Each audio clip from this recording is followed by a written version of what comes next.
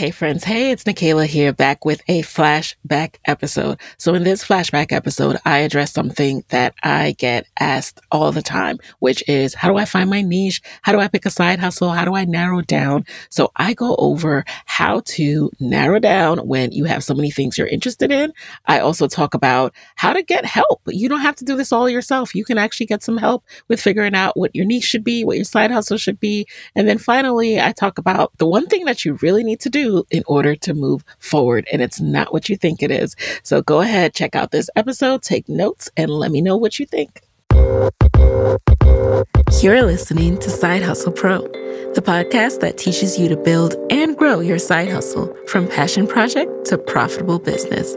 And I'm your host, Nikayla Matthews-Okome. So let's get started.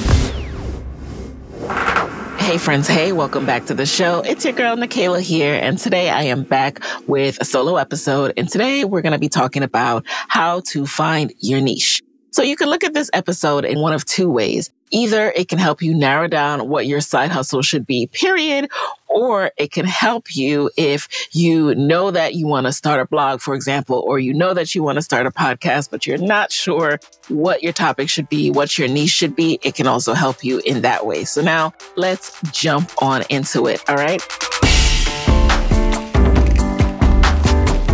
Some tips on finding your niche are, number one, I talk about the benefits of polling and asking for help. So let's go over this again because it can't be overstated. All right. So when you're starting out and you're trying to figure out what your niche should be, you are looking at this through your lens. And that's kind of like looking at things and not looking in your blind spot because you know all the things you think you're good at.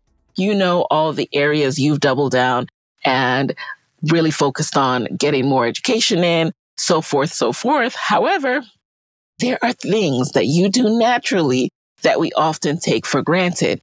Those exist in our blind spot. We don't give a lot of attention to those things because we think that's easy. Everybody knows that. Everybody reads this. Everybody's practiced this. Everybody's taken the time to learn how to do that, right? No, that is where you're wrong. So we're going to get out of our blind spot. Tip number one, get out of your blind spot. Ask for help. You can do this in a few different ways. One of the ways I highly recommend that I did was by sending out a poll to my friends, my associates, people who really have worked with me, know me, and could answer this poll. And in this poll, POLL, I did it via Google survey. And essentially, I wrote down a few questions. And these questions I went through were things like, what am I good at? Where have you really seen me shine? What do you think I should be focusing on? And the reason I sent this survey is because I was home in DC after graduating from my MBA program. I didn't immediately have a job. Now, I had interned at a company between my first and second years, and I thought I was going to get a job there, but I didn't. So I came back to DC and I was a little bit confused because you guys know me now, or if you don't know me, I'm very much into the areas of writing, social media marketing and creation, now content creation. I'm a creative and I just didn't know what to do with my life. I was in DC, the political and public policy capital of the nation. And I said, now, where am I going to find a job here? I'm going to have to create one for myself, or I don't know what I'm going to do. So I decided to lean on my friends to get some more clarity into, okay, Nikayla, who are you? What are you good at? What should you be doing next? And the answers that came through this survey were life-changing. You know what? These answers really poured back into me at a time where I felt confused about what could I potentially do next. The survey just helped me to be reminded of the things that I do well, and then also to look at it in a new light. Like, hey, I think that blogging is no big deal. I think that being able to put together a blog and promote it on social media is no big deal. But clearly, there are people who are impressed by that skill.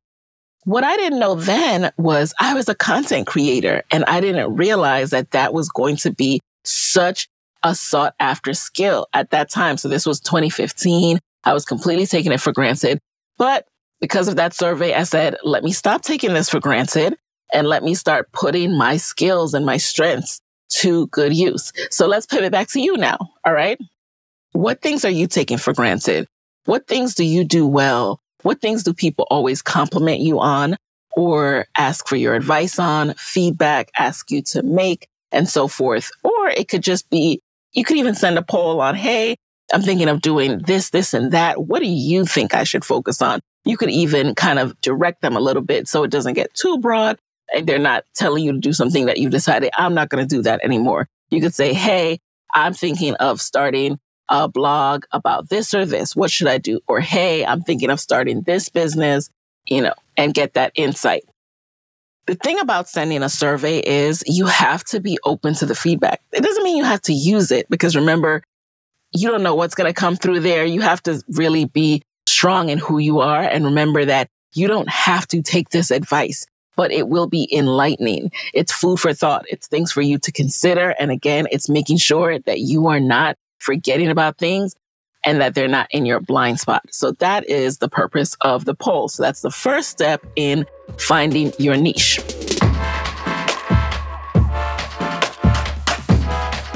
Second step, here's what you're going to do. So you get these results back, coupled with the things that you've already been thinking about doing. And now it's time for you to go ahead and choose one. Pick a niche. Here is a fun fact, you guys. A niche is not something that's just going to come to you through divine intervention. It's something that at some point you have to just pick. You have to say, I want to explore what would it look like if I did this thing. So for me, I said, what would it look like if I started up a blog? And at the time I wanted a job. So I picked being a marketing influencer. I know, boring, right? What was I even thinking? But at the time, my vision was I am going to be this marketing analytics pro who breaks down marketing trends. And all of these employers are going to look at me and say, oh, we got to hire her.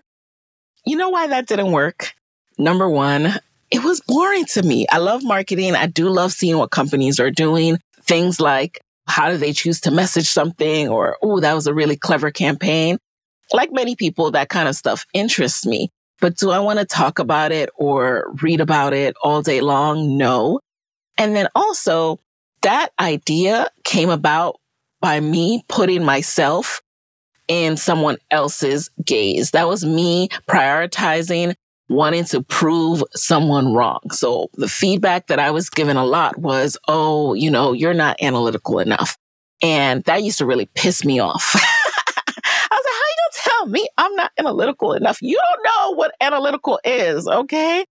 There are a lot of reasons for that. But, my mind works in a way where that was the feedback that was given. And I wanted to fight against that. I didn't want to be seen as creative. I didn't want to be seen as however I was being perceived. I wanted to be perceived as a numbers nerd, y'all, marketing analytics nerd. And I said, I'm going to prove them wrong. And here's what shifted for me. I realized I just didn't like that. I wasn't interested in that. And that was okay. That didn't make me less than. That didn't make me less smart than anyone else.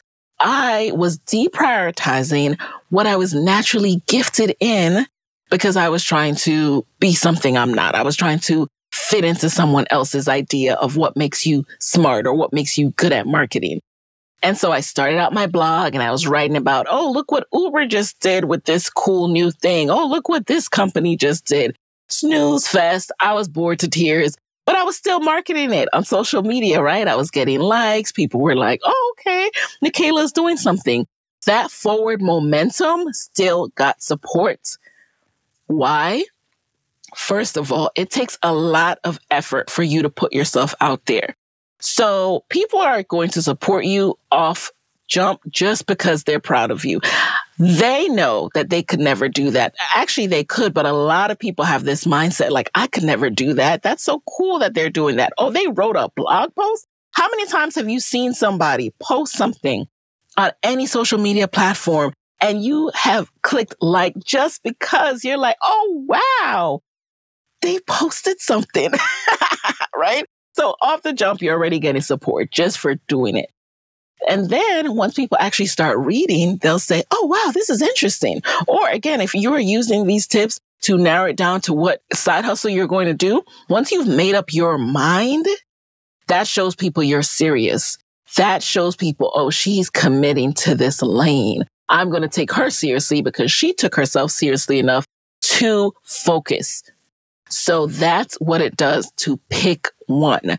And once you pick one, you get closer to the one you should actually be focused on. Isn't it funny how that works? All right, so you might be waiting to pick one because you just want to be right. You just don't want to make a mistake. And by the way, we can have a whole nother podcast about that, right? But let me tell you something, like get rid of that mindset like, oh, if I do this, I might make a mistake. No, go ahead, make the mistakes if you need to, but you have to pick one. So what it does is it forces you to decide rather than kind of being in this indecision lane. And that gets you closer because as you do the thing that you have picked, you start to see, I don't like this as much. I'm kind of gravitating to this a little bit more. I know I write about this and I know I started going down this path, but I'm actually finding myself being pulled somewhere else. And that's, again, my story. So again, I base my tips on my story, but I know that this will be helpful for some of you guys as well. I started out writing about marketing trends, was bored to tears, found myself wanting to do interviews. I really just wanted to talk to people.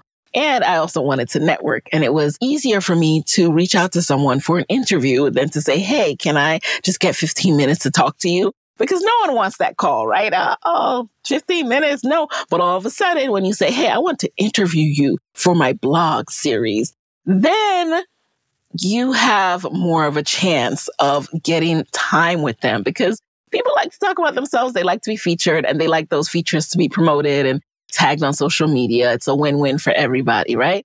So as I started doing that, one, I was really interested in their story, but I also just wanted to get some advice from them. How are you doing this? At the time, I was interested in people who are side hustling. How did you know what your side hustle would be? How are you growing this? Oh my God, you have a full-time job. How are you managing that? How are you not getting fired? So all the hows I was able to ask by starting my blog.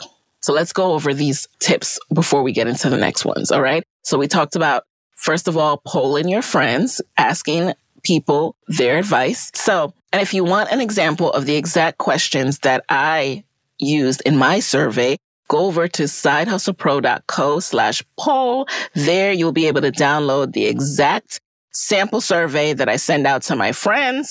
The questions that I asked them were, what do you think I'm good at? What are my strengths, weaknesses? Can you give me an example of a time you saw me really shine and excel at a task or project?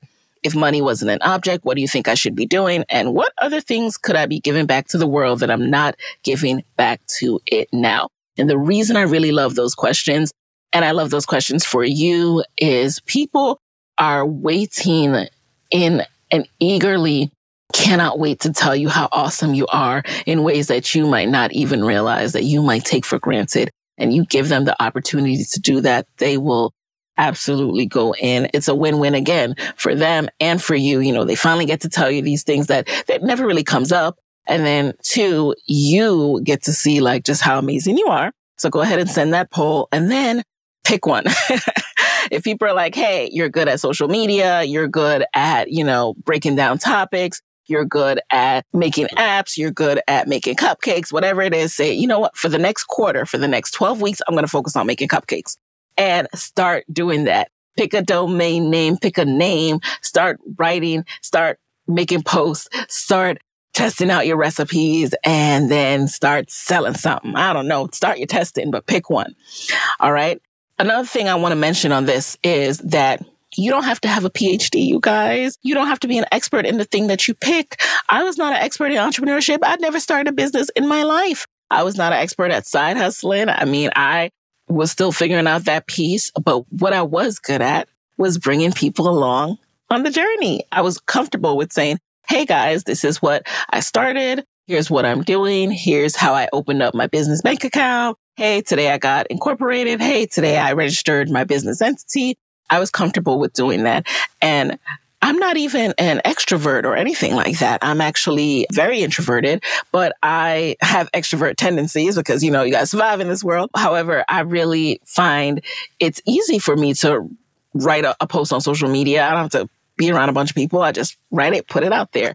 Same thing with podcasts. I'm behind this mic. I'm in the comfort of my own home. So it plays into those strengths. So a lot of times you don't even realize just how easy it is to do this stuff. But again, you don't have to be a PhD. Certifications are absolutely okay, but do that at the same time that you are actually testing. You don't need to wait on one thing to do something else. Now, don't pretend you have experience or qualifications that you don't have, but you can start promoting what you do know. So for example, if you're a fitness person, right, you want to be an online personal trainer and give advice, and let's say you want to get some certifications while you do that, you can still share what you know and do for your own body. You don't have to create content where you're giving advice if you don't yet feel qualified to give that advice, but you can still share what's working for you, what has helped you, and other fitness related content. So that's what I mean there by not letting the certification you want to get be a hindrance to starting to share. Or you can even share a week in the life. Follow Nikayla as she gets her physical training certificate. And you can say, hey guys, today I learned about this and I practiced this. It was really cool. I didn't even know about this. I'm so excited. I can't wait to be able to share more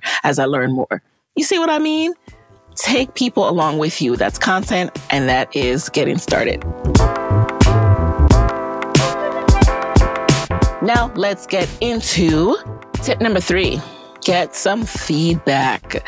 So as you are testing out this niche, make sure that you are communicating with your audience, with your potential customers, with your potential listeners, anybody who is going to be receiving the side hustle that you're creating.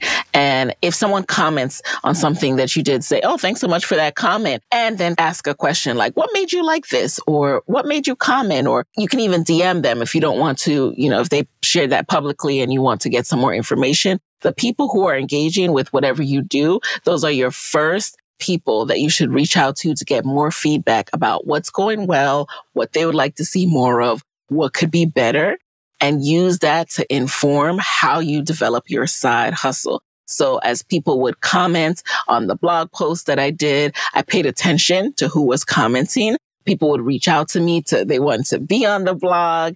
And so I took advantage of that and said, hey, can I jump on the phone with you? I'm thinking of starting a podcast. What makes you interested in this? What things would you want to hear about? Who else do you follow? Who does this type of content? I then would audit those pages that also did similar content just to kind of see what was resonating with the audience, what kind of posts did the best, how people enjoyed the content. So that was really, really interesting for me. And that's how I started out narrowing down my niche. So to recap altogether how to find your niche, number 1, you're going to poll your friends on what it is you're good at. Go over to sidehustlepro.co/poll to get some sample questions. 2, you're going to pick one. You're going to pick one to focus on.